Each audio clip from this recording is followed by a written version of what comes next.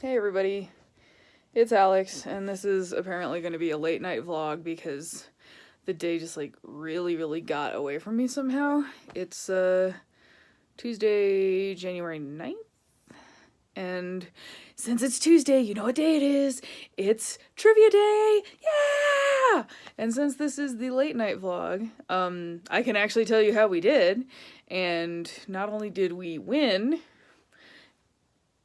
we got our personal best score, and I think it is the highest score that has been attained at this location when there's only been like the regular two 16-point rounds. So we got 91, which means we basically only missed 5 possible points, which was actually 4 questions just because one of the rounds you can double your points, and we missed one answer on that. So that is super cool. And just as a point of like pride, the highest score ever at this location, which is like 93 points, is also ours, and that's from one of the times when there were 3 16-point rounds, so you can guess that was a much harder quiz than the one tonight. But we kicked butt! Yeah! So today we were Imagine Badgers, and yay to everybody who's on the team who are awesome. So that's Karina, Isaac, Ivona, Lindsay, Elise, and me. So go us! Woo! And the best reaction ever when I was crowing about this on Twitter was my agent basically said, I feel really sorry for the other poor bastards at this bar. Which, I mean, he's not wrong. I'm waiting for someone to like take a hit out on our team. But like today just really got away from me, and I'm not even sure how, because one of the jobs that was supposed to be like my all-day thing didn't happen, so I actually was home and done with work by like 1:30 in the afternoon, and yet somehow all of that time managed to get used up. And like I did some freelance work I owed someone, and I went to the gym, and then I wasted a lot of fucking time shopping for yarn because I want to make like a nice throw for some friends who are getting married. I have become that person. And like the super cool like book that Martin and Mary gave me for Christmas, like all of the patterns in it are for size 3 yarn, which is called like light worsted or DK yarn. And all of the stores around here are like big box stores, and nobody carries size 3 yarn. It's all just like size 4, which is worsted, which is like Afghan yarn. It's like the common size that you use for blankets, but for some reason the person who made this cool pattern book is doing everything in size 3. And so like I actually just checked with my friend who is the crochet expert who has gotten me through all of my yarn crises, and she was like, oh no, yeah, you can totally do it with size 4. It just means you'll need a little more yarn and the finished product will be bigger than, you know, it says on the pattern, which is fine, because like, you know, the only thing better than a blanket is a bigger blanket to snuggle in, so it'll be great. So I just gotta like go out again and actually buy the yarn and just be like, you know, I don't care, I'm gonna get it in size 4 because I do what I want, and I'm gonna do it with a 6mm crochet hook if I damn well please. So that's like my crochet news of the day. And then, oh god, like, I don't know, it was like a day of fail, because I tried to go to H Mart to see if they still carry that thermos that I bought, so I could, you know, find out what brand it is and maybe try to get a new silicone gasket for it, and they don't even sell it anymore. And they don't even have one in a size that I want to buy, so if I would want to just say fuck it and buy a new one, I gotta go do some more shopping, because I want a 1-liter thermos and not like a 500 milliliter or 1.8-liter thermos, which is like, literally those were your options at H Mart, which I was like, you've got a little bit of a size gap here, guys. I mean, I drink a lot of tea, but 1.8 liters is a little much even for me in one day. And like even working out, because I just went to go do some cardio because, you know, I got to make up for all that pizza I ate tonight in advance. Like when I was halfway through my cardio, the stinky guy came and got on the machine next to me, and I mean, like, we are all working out in the gym, and we all get a little bit, whiffy at times because you sweat and people get smelly when they sweat, and it's fine. But I am talking like eye-watering stinky. Like, my nose hairs were like curling in on themselves, and I was like, my eyes were sweating basically from the smell. Like, and I have to say, as far as I've ever been able to tell, it's only cis men who have the stench problem. So, guys, maybe wash your gym clothes more than once a month as a courtesy to other people using the gym, because, it's hard for me to do cardio when I can't breathe because your stench is destroying my lungs. So that was like fail evening, but then I went to trivia and we rocked everything, so that was great. The only, so the thing I actually want to talk about today, now that I've told you all about your day, or my day, I could tell you, a story about your day if you want. I'm sure it will all come as a surprise to you. But, I was just thinking about, I just answered some questions somebody sent me about, what does it feel like to have broken in as an author? And I'm getting the impression that breaking in and being an author who has broken in somehow, whatever that really means, I guess it means you've managed to claw your way and past the gatekeepers or something. But to be honest, I think it's actually a lot like adulthood, where no matter where you are, adulthood always seems like a little further away. You're me and you're 37 and you're like, I still don't feel like an adult because I still don't have my shit together. Well, I still don't feel like a grown-up author who's broken in because I still don't have my shit together. And I think, we all have an image in our heads as to what being an adult is, and that's not so different from, I think every writer probably has an image in their mind as to what being a grown-up writer is to them. And, it's things like having an agent and publishing a series and publishing multiple series, having critical acclaim, winning awards, being able to survive on your writing money, which is not a thing most people get to do ever, depressingly enough. And I think, either you're the kind of person that you're going to feel established and comfortable, or I think you're just going to maybe be like me, where no matter what you're doing, you always just feel like you're faking it. And I'm not going to claim that everyone feels that way because I don't know everyone.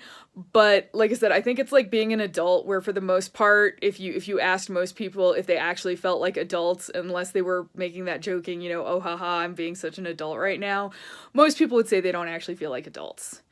And, maybe if I was George R.R. Martin and I would have a much larger beard, but maybe then I would feel like a cool, established, broken in, awesome writer, but I just feel like some random asshole who's written a book and managed to sign on with an awesome agent who puts up with me for some reason and plays Destiny with me. Which I will note came after I signed on with him, not before. It was kind of like, oh, you play Destiny? I play Destiny too. Let's play Destiny together. And, it's a glorious, fun thing.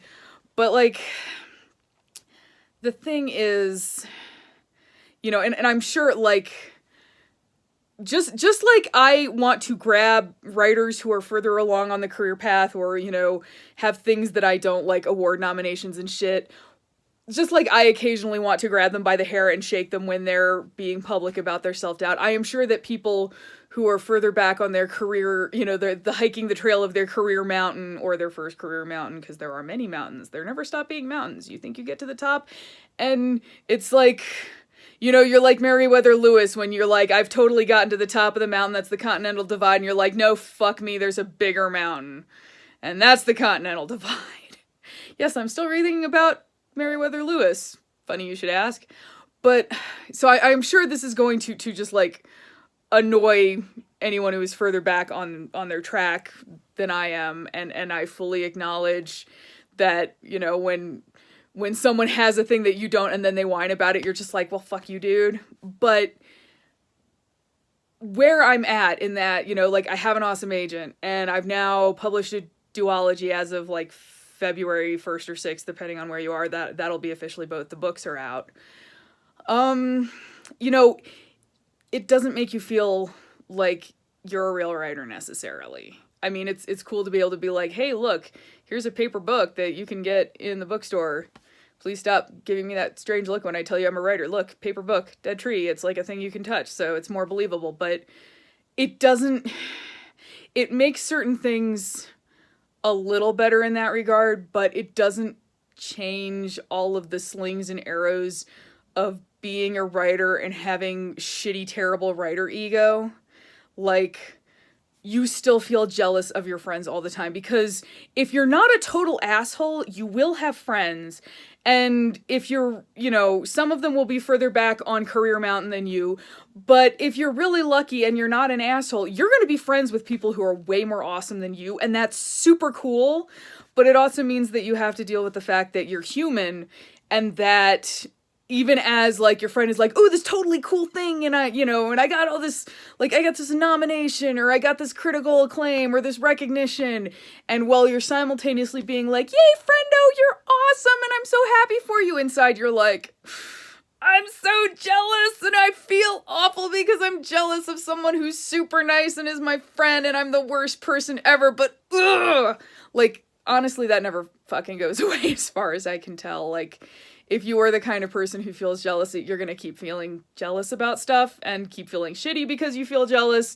But, you know, you're also gonna still get to be happy for your friends who are way more awesome than you. And that is a skill that, you know, I suggest you cultivate, because being happy for the fortune of others is... You know, it's not even something you cultivate because it's going to get you places. You cultivate it because it makes you a good person. And being able to take joy in the joy of others is a phenomenal thing. And, you know, you just have to also deal with the fact that you're human, and as you're taking joy, you're also going to have, like, this horrible, dark, twisted little piece of your heart that's like, oh, I'm jealous that's never going to be me. And that's just, you know, that's a thing you have to deal with. And I don't know how helpful that is to say, other than, like, don't expect there to be, like, and like, you know, if you're a baby writer and you want to shake me by the hair because I'm whining because I got stuff that you don't, like, you're gonna get here eventually. And, you know, if you're like me and you get to this point and you're just like, I feel like I'm faking it, and I'm still jealous of people, and I still feel bitter and whiny every award season or whatever, like, what I'm really saying is that you're not alone, and that's perfectly normal, and it's a very human thing to do, and there is no magical, like, at least as far as I know, there is, like, no magical, weird Masonic initiation rite you go through as a writer where they, like, whack you with paddles and give you, like, a funny little hat that dispenses cookies that means that you're a real writer. Like, your entire career process is a continuum. And you know, it's not like a straight line. It's going to have ups and downs, and there are going to be moments that feel really cool, like, oh my god, I signed on with an agent. Like, that had just been my goal for so long, and I had put so much effort into it that when I got that, I was like, yes, I feel like I've taken a step. But that also doesn't mean that I suddenly have just become fully formed, like, I'm a grown-up writer and I feel confident in myself and I never feel shitty at other people or things like that. It's just, it was something to be super happy about and be like, yes, I feel like my career has advanced, but it has still not gotten me to the point where I would feel secure. And I mean, honestly, looking at it, I think that if I got to that point where, you know, my image of where I want to be, like, ideally, unless I'm literally George R. R. Martin and I grow a giant beard, I don't even think then that's not going to protect me from just being human and having human feelings and doubts and, feeling shitty about things and being annoyed at myself because I'm trying to be happy for someone and feeling shitty about it and things like that. Like, it's not, there's no magic moment. There's no, it really is like the whole adulthood thing. There's no magical moment where you're like, oh my god, in this moment I truly became president. Like, you know, in this moment I truly became an adult. No, it doesn't happen. And I think it's the weird comparison between what outside observers see versus how you feel internally, because the two are always very different. Like, you know, there are all these people outside of me who think I totally have my shit together and I've got them snowed. But so to a lot of people, it does look like, you know, I have made it or broken in or anything like that because I've managed to get to a certain place, and that's not necessarily how it feels inside. And plus, you know, I think it's because outside observers just get to see the big events, you know, the cool stuff that happens. Whereas if you're just on that endless trudge up your first mountain thinking that you're going to get to the fucking Continental Divide, you've just been on this mountain forever. And one step is still looking like the next. And you're just like, someday I'll get to the summit. And then you get to the summit and there's just another summit to climb. So I'm sorry if that is kind of a downer, you know, like, but at the same time, it's better to go into things not thinking that there is some kind of magical bullet or some chrysalis you undergo where you emerge fully fledged as like a self-confident maid writer or something like that, because I just don't think that necessarily happens. And you know, we'll see how I feel in 5 years if I manage to sell other books, because that's no kind of guarantee. You know, there are no guarantees in this.